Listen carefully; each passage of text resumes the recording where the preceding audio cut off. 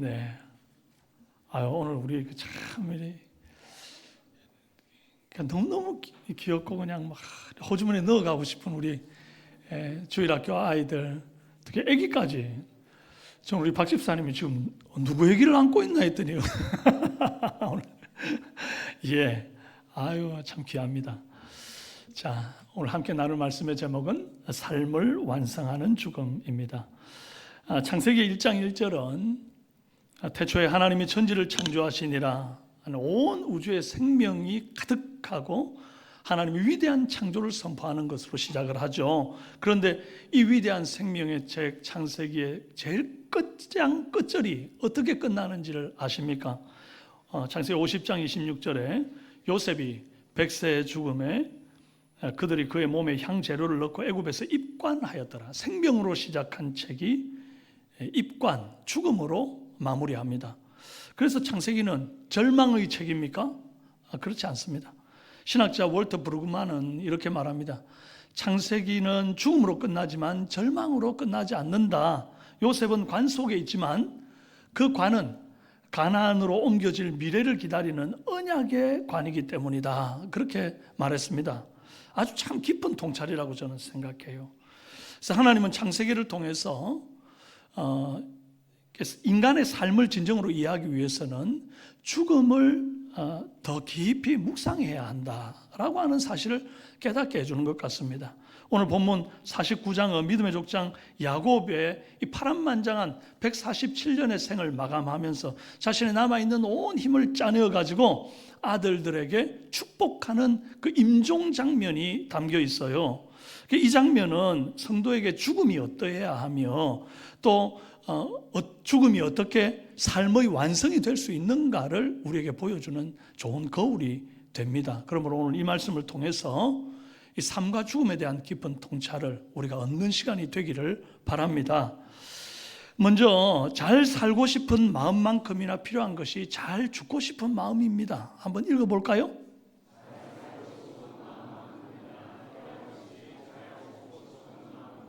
네. 사람들은 삶과 죽음을 이 칼로 무베듯이 딱 이렇게 분리하고 싶어 합니다. 그래서 사는 날 동안 아주 즐겁게 잘 살고, 죽음에 대해서는 일단 나중에 생각하자. 그건 아직 언제 올지를 모르는 일이고, 사는데 집중하자. 자꾸 분리하려고 하는 경향이 있어요.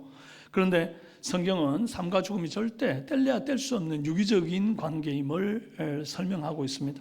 어떻게 살았느냐가 이 죽음의 모습에 다 드러나고 또 죽는 순간에 그 사람의 삶이 평가되기 때문이에요.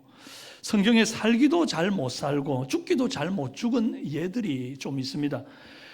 여기서 잘 못 살았다 하는 것은 가난하게 살았다, 몸이 아파 병들어서 살았다, 이런 것을 말하는 게 아니에요.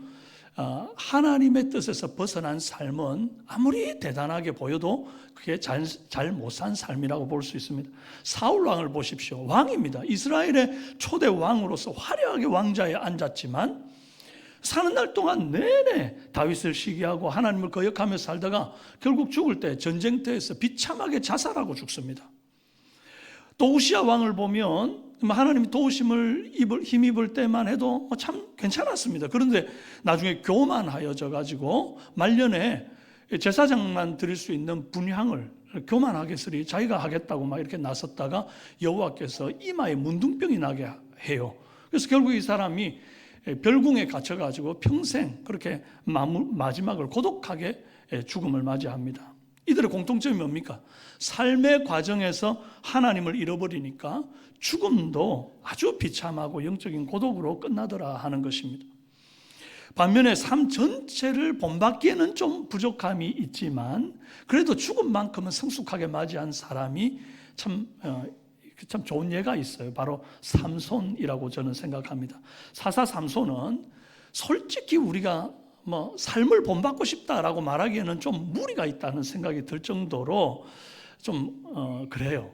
나실인임에도 불구하고 평생 여자 문제 때문에 입방아에 올랐고 또 사명을 망각하고 정욕을 쫓다가 이 블레셋 군사들에게 이제 모욕을 당하고 조롱을 받는, 맷돌을 돌리면서 두 눈이 뽑히고 아주 참 좋지 못했단 말이에요. 그런데 그가 마지막 죽음의 순간에 하나님 앞에 간절히 부르짖죠. 하나님이여, 이번만 나를 강하게 하옵소서. 그러고는 이 블레셋 사람들과 같이 죽기를 구할 때에 그의 살았을 때 블레셋 사람들을 죽인 수보다 죽을 때 죽인 자가 더 많았다, 이렇게 성경이 기록하고 있습니다. 그래서 사사로서 패배가 아닌 승리로 마침표를 찍는 것을 보게 돼요. 그럴지라도 삼손은 우리 삶과 죽음의 롤모델이 될 수는 없습니다. 그렇다면 성경에서 3도 죽음도 처음부터 끝까지 아름답게 이렇게 살아내고 마무리한 분이 누군가, 바로 우리 주 예수 그리스도가 우리의 롤모델이 되겠다는 거예요.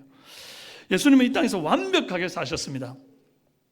사는 날 동안 아픈 환자들 늘 고치시고, 가난한 자들에게 천국 복음을 가르치시고, 네, 주님 그렇게 사셨어요. 그런데 만약 그렇게 선하고 완전한 삶을 살았음에도 불구하고 마지막 그 십자가 죽음의 방점을 거부했다고 하면, 그러면 그 온전한 삶, 그 아름다운 삶이 결국 구속사의 완성을 이루지 못하고 끝이 나버리게 된다, 이 말이에요. 그럼 우리는 구원함을 얻지 못하게 되는 것이고, 예수님이 이 땅에 오신 사명을 완수하게 하지 못하게 되는 것입니다. 그런데 예수님 어떻게 하셨습니까? 결국 삶도 아름다우셨지만 마지막 죽으심까지 아름답게 십자가에서 완성하셨기 때문에 구속사의 완성을 이루시고 오늘 저와 여러분이 이렇게 하나님 은혜 보좌 앞으로 담대히 나오게 되었단 말이에요. 주님은 죽으심으로 우리를 향한 사랑을 증명하셨습니다. 확증하셨습니다. 삶은 음악과 같습니다. 아무리 앞에 연주가 아름다워도 마지막에 막 엉망이 돼버리면 음악이 다 망치게 되는 거죠. 오늘 아까 우리 보아서 찬양인데 얼마나 찬양이 은혜로웠습니까?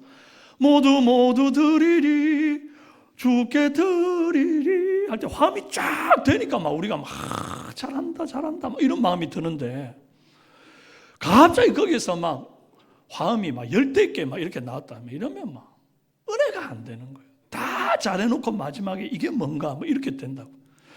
딱 그렇습니다. 그래서 삶이 아름다우려면 죽음까지 아름다워야 합니다. 동의가 되십니까?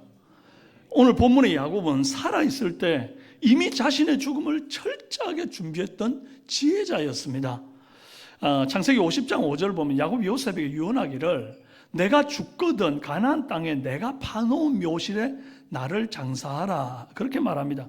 아니 그냥 아들들한테 나 거기 알지, 막벨라 굴 우리 조상으로부터 묻었던 나 거기 묻어줘 이러면 알아서 아들들이 묘실 파가지고 묻어줄 겁니다.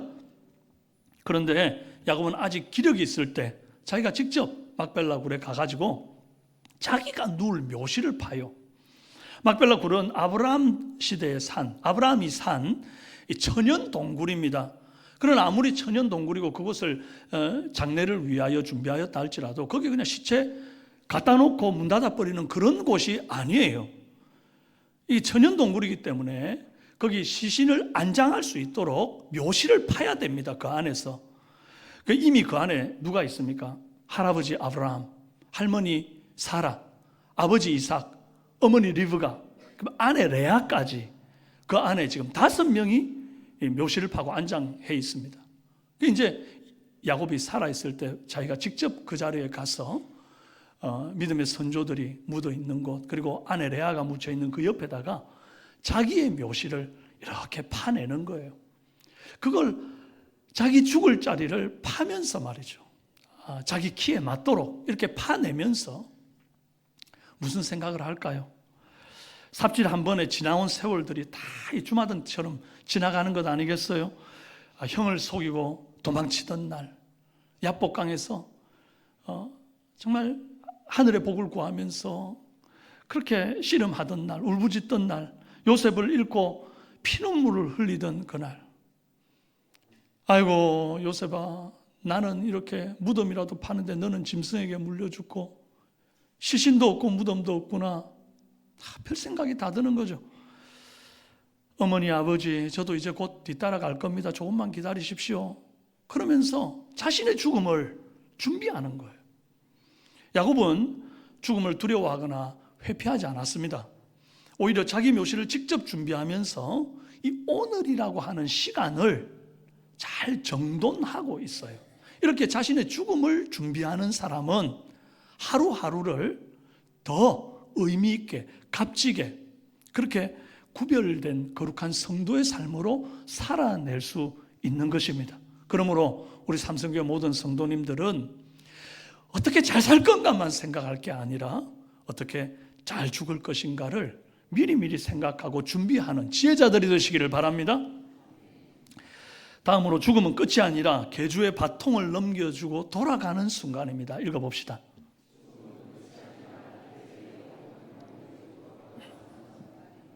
세상 사람들은 죽음을 극도로 무서워합니다. 죽음이란 모든 관계가 끊어지고 어둠 속에 던져지는 것 같은 그런 고독과 슬픔이라고 생각합니다. 그래서 초상집에 가보면 마지막에 이렇게 무덤에 탁 묻고 돌아올 때 말이죠, 그 앞에서 오열하면서 아이고 나는 이제 따뜻한 방에 누울 테지만 당신은 이렇게 추운 데서 땅 속에서 이렇게 홀로 남겨져. 이거 아니거든요. 이거 세상 사람들이 생각하는 개념이고요, 성경이 선포하는 성도의 죽음은 결코 외로운 버려짐이 아닙니다. 본문 29절에서 내가 내 조상들에게로 돌아가리니, 또 33절에는 그의 백성에게로 돌아갔더라 그렇게 말합니다. 죽음은 땅속에 던져지는 게 아니라 나를 사랑하고 나를 사랑했던 믿음의 공동체에게로 내가 돌아가는 거예요. 여기서 돌아가다에 해당되는 히브리어 원어가 아사프입니다. 농부가 가을철에 잘 익은 곡식을 수확하다, 곡간에 거두어들이다, 흩어진 자들을 모으다, 이런 뜻을 가지고 있어요. 그래서 성도의 죽음은 우연이 아니라 하나님이 수확해서 거두어서 천국 창고에 드리는 순간이라고 볼 수 있습니다. 그럼 농부가 왜 봄에 그렇게 열심히 씨앗을 뿌립니까? 여름에 땡볕에 왜 그렇게 열심히 김을 메고 또 벼를 심고 왜 그렇게 합니까? 다 가을에 추수를 기대하기 때문입니다. 가을 추수가 끝난 논을 한번 보십시오. 텅 빈 것 같습니다. 사라져버린 것 같습니다, 벼가. 하지만 없어진 게 아니라 다 어디로 간 거예요? 창고에 소중하게 모아놓은 것입니다. 세상 사람들 눈에는 이게 없어진 것 같지만 하나님 창고에 소중하게 거둔 거예요. 그래서 농부가 제일 심고 가꾸고 거두고 드리는 그 모든 시간 가운데서 제일 기뻐하는 시간이 언제예요? 바로 추수하는 시간입니다. 추수하는 시간. 그래서 성도의 삶에 있어서 추수는 이 돌아가는 감인데, 결국 우리가 그 죽는 그 순간이 어떤 의미에서 가장 기뻐할 수 있는 시간이다. 드디어 이 땅 고난을 끝내고 이 하나님 창고에 추수되어 알곡으로 들어가는 순간이니까 이보다 더 기쁠 수는 없다 하는 것입니다. 야곱이 숨을 거두는 모습을 한번 보십시오. 33절에 야곱이 아들들에게 명하기를 마치고 그 발을 침상에 모고 숨을 거두니 그의 백성에게로 돌아갔더라. 야곱은 남아있던 힘을 다 짜내가지고 한 사람 한 사람 이렇게 자식들을 축복하고 난 다음에 마치 잠을 자듯이 그 발을 침상에 다소곳이 모으고 그렇게 쉽니다. 숨을 거둡니다. 험악한 나그네 인생, 달려갈 길 다 달리고 그 발을 이제야 쉬는 거죠. 그러면 이어달리기, 개주하는 선수가 말이죠, 다음 주작에 막 열심히 달려가가지고 바통을 딱 완전하게 넘겨주고 난 다음에야 이제 그 트랙에서 빠져나와서 발을 모으고 쉴 수가 있는 겁니다. 그전에는 쉬고 싶어도 못 쉬어요. 달려야 합니다. 그래서 죽음이란 것은 성도에게 있어 우리에게 맡겨진 이 땅의 사명을 열심히 완수해내고 드디어 이제 내 발을 모으고 쉬는 그런 안식이 된다 하는 겁니다. 로이드 존슨은 이런 말을 했습니다. 죽음에 대한 당신의 태도는 당신이 정말로 복음을 믿는지를 보여주는 가장 정확한 시험지다. 여러분, 죽음을 어떻게 생각하고 어떻게 받아들이고 어떻게 대하느냐가 여러분이 믿음이 진짜 있는가 없는가를 드러내는 시험지가 된다는 겁니다. 안 믿는 사람은 죽음 앞에 공포감과 두려움으로 벌벌 떨고 심판의 두려움 가운데 있습니다. 그러나 믿는 사람은 다 다른 거죠. 고단한 인생길 나그네 세월 끝내고 이제 아버지 품으로 돌아가서 쉬는 아사프, 돌아가서 내 발을 모으고 쉬는 은혜의 날로 해석하는 그런 믿음의 사람들이 되시기를 바랍니다. 끝으로 다음 세대로의 바통 터치는 사랑과 애정을 담은 축복으로 합니다. 읽어봅시다.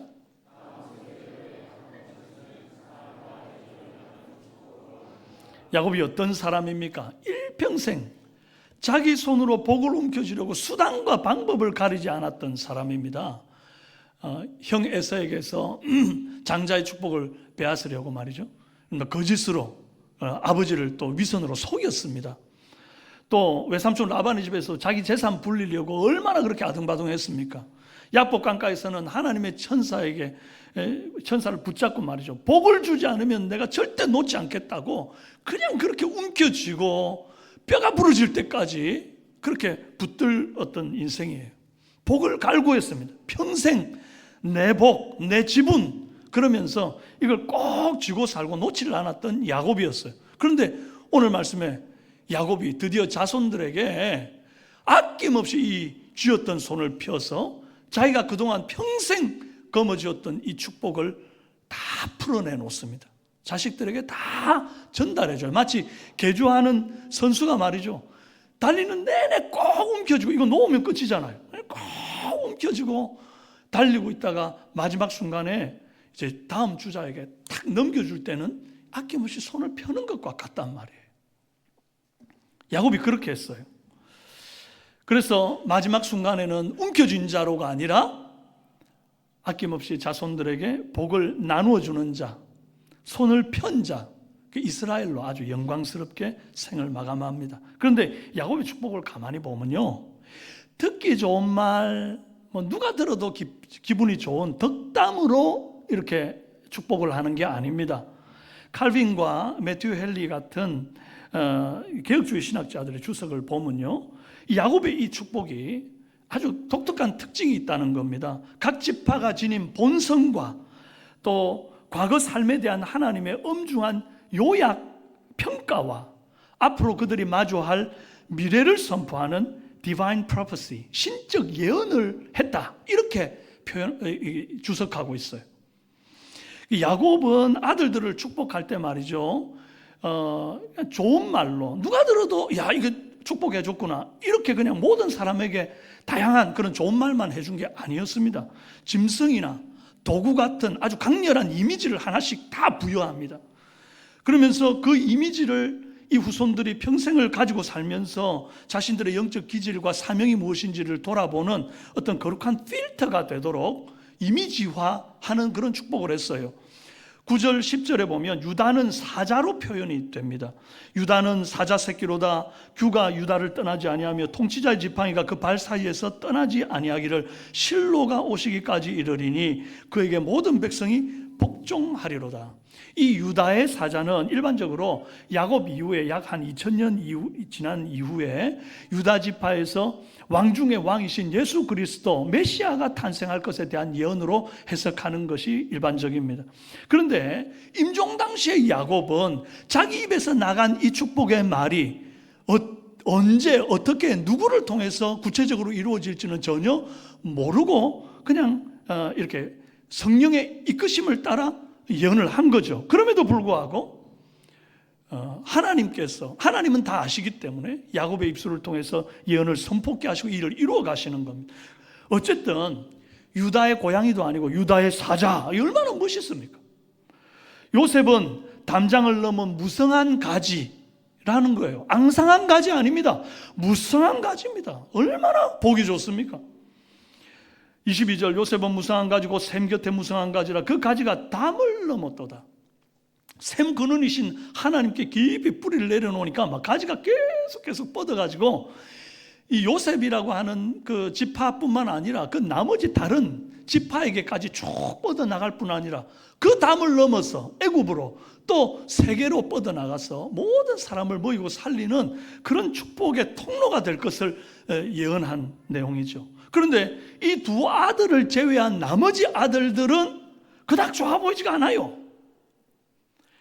가장 이상한 축복이 베냐민에게 한 축복입니다.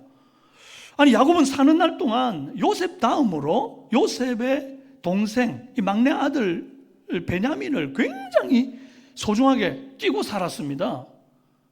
요셉이 죽었다고 생각했기 때문에 요셉의 동생 베냐민만큼은 어떻게든지 지키겠다, 이런 마음이었는지 그 기근 중에 애굽에 형제들 식량 구하러 보낼 때도 베냐민만큼은 못 보낸다 그러고는 꼭 품었단 말이에요. 그 정도로 편애를 했는데, 그러면 임종 당시에 이 베냐민을 축복할 때만큼은 누구보다 특별한 축복, 좋아 보이는 축복을 해줘야 될 것 같은데, 이게 아까 그 편애했던 아들에게 하는 축복이 맞나 싶은 이상한 내용을 축복으로 한단 말이에요. 27절, 베냐민은 무릇 뜯는 일이라. 아침에는 빼앗은 것을 먹고 저녁에는 움킨 것을 나누이리로다. 아니, 이리는 숨어서 약 물어가는 부정적인 짐승이에요. 이스라엘에게도 그렇게 여겨지는 짐승이고 우리에게도 별로 그렇게 좋아 보이는 짐승은 아니잖아요.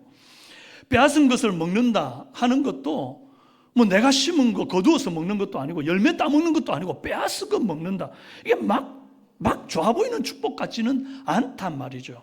신학자들은 베냐민 지파가 훗날 사사기와 역사서에서 보여줄 아주 강력한 전투력, 용맹한 용사가 될 것을 예언했다, 좋게 이렇게 얘기를 해석을 해요. 하지만 아무리 좋게 해석하려고 해도 유다와 요셉의 축복에 비하면 별로입니다.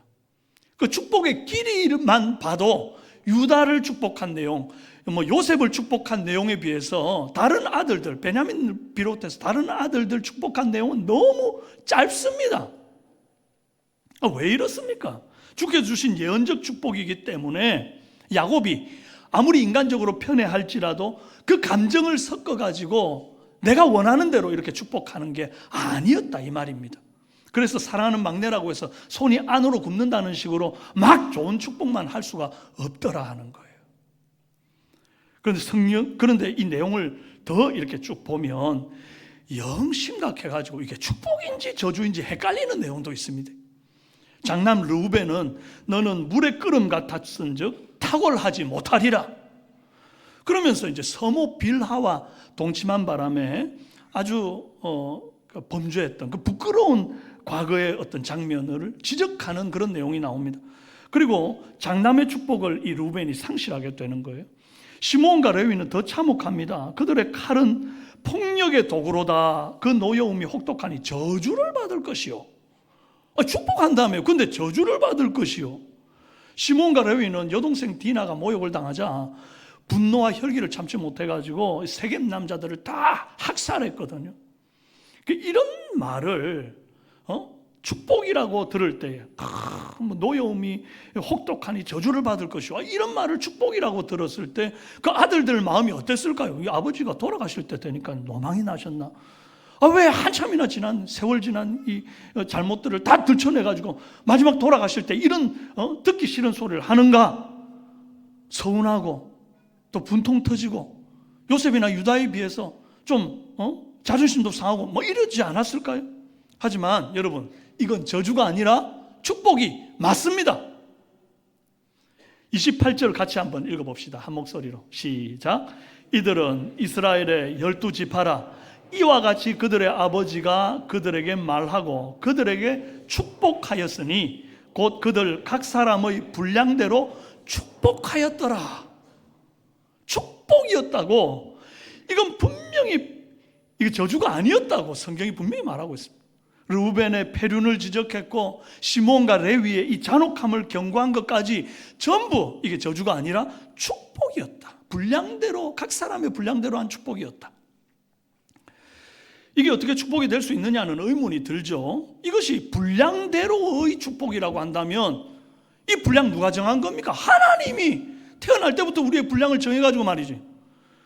유다와 요셉은 막 대하같이 큰 그릇으로 분량을 정해가지고 막 축복을 많이 받고, 뭐 루벤이나 시몬이나 뭐 레위나 베냐민이나 뭐 간장 종지같이 조그맣게 만들어가지고 복을 요거밖에 못 받고 말이지.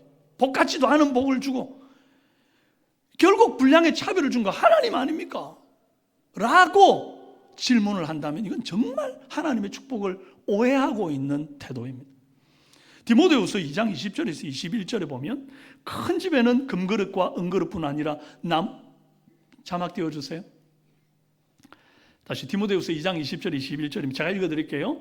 큰 집에는 금그릇과 은그릇뿐 아니라 나무그릇과 질그릇도 있어 귀하게 쓰이는 것도 있고 천하게 쓰는 것도 있으니 그러므로 누구든지 이런 것에서 자기를 깨끗하게 하면 귀히 쓰이는 그릇이 되어 거룩하고 주인의 쓰심에 합당하여 모든 선한 일에 준비함이 되리라 그랬습니다. 그러니까 뭐 금이냐 은이냐 뭐 나무냐 뭐 이 그릇의 종류, 크기 아무 상관없다는 겁니다. 뭐가 됐든 깨끗하게 하면 귀히 쓰이는 그릇으로 사용된다. 여러분 집에도 큰 그릇은 큰 그릇대로 쓰임이 있고 작은 것은 작은 그릇대로 쓰임이 있잖아요. 전을 붙여가지고 간장을 찍어 먹을 건데 그릇이 큰 것밖에 없으면 간장을 갖다 막 대접에다가 부어가지고 찍어 드시고 나머지는 버려야 되잖아요. 조금 해가지고 조금 탁 찍어 먹으면 얼마나 욕이 납니까? 뭐가 귀한 겁니까 도대체? 커야 귀합니까? 작아야 귀합니까? 금이면 좋고 뭐 나무면 나쁘고 그렇습니까? 아닙니다. 깨끗해야 씁니다. 금이라도 더러우면 못 씁니다. 각자의 개성대로 그 쓰임이 있다. 하나님은 모든 자녀에게 공평한 기회를 주셨습니다. 그러나 르우벤은 끌어오는 정력을 다스리지 못하고 스스로 자신의 그릇을 더럽혔습니다. 시몬과 레위는 분노와 혈기를 다스리지 못해가지고 끔찍한 죄를 지었습니다. 반면에 유다는요, 과거에 실수가 있었습니다. 그럼에도 불구하고 나중에 형제들 대신에 자기가 감옥에 갇히겠다 하는 그런 희생적 사랑을 실천합니다. 또 요셉은 모진 고난 속에서도 하나님을 신뢰하고 그 영혼의 그릇을 깨끗하게 준비했던 겁니다. 그러므로 하나님께서 복 주실 때 대접이든 종지든 그 사이즈 크기는 아무 관계없습니다.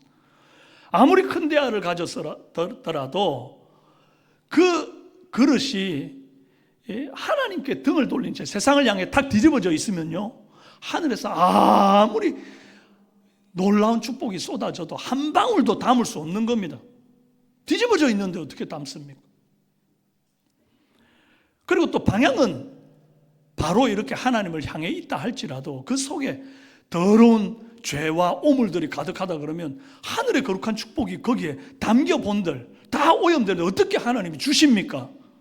거룩한 것을 돼지에게 던지듯이 어떻게 주님께서 더러운 그릇에다가 그 거룩한 축복을 담아 주시겠냐고요. 주고 싶어도 못 주는 거 아닙니까? 그래서 야곱이 축복의 자리에서 아들들의 죄악을 들춰낸 이유가 바로 여기에 있습니다. 이거 단순히 지난 잘못을 들추어내가지고 부끄럽게 만드는 게 목적이 아닙니다. 자식들 마음 그릇이 하나님을 등지고 있고 그 속에 죄악을 여전히 담고 있으면서도 회개하지 않는 그 모습에 대해서 아주 분명하게 냉정하게 짚어주는 거예요. 뭐 하라고? 망하라고? 아닙니다. 남아있는 삶을 똑바로 살아라고. 그래야 네 인생의 마지막 주 앞에 설 때 부끄럽지 않게 설 수 있다고. 그렇게 축복하고 있는 거예요. 자식들은 아버지 야곱의 마지막 예언을 통해서 비로소 자기 자신을 객관적으로 직시하게 되었습니다. 남들은 다 아는데 정작 나만 몰랐던 내 속에 끓어오르는 이 정욕들, 순식간에 막 다혈질적으로 폭발하고 그냥 잔인하게 그냥 칼만 들면 막 찔러버릴 것 같은 그런 어떤 내 안에 있는 그 흉폭한 성질, 평소에는 늘 감추어져 있는데 어떤 일을 딱 만나게 되면 화르륵 하는 그런 성품들, 아주 못난 모습이고 나쁜 이미지인데 이런 것들 덮어두고 있으니까 티가 안 났는데 다 지금 야곱이 딱 들춰내서 보여주는 겁니다. 아, 내 안에 끓는 물 같은 충동이 있구나. 아, 내가 분노와 혈기에 칼을 늘 품고 사는 사람이구나. 뭐 해야겠다? 조심해야겠다. 실제로 이 예언을 들은 레위가 훗날 광야에서 금송아지 숭배 사건이 터졌을 때 그때 달라진 모습을 보이게 됩니다.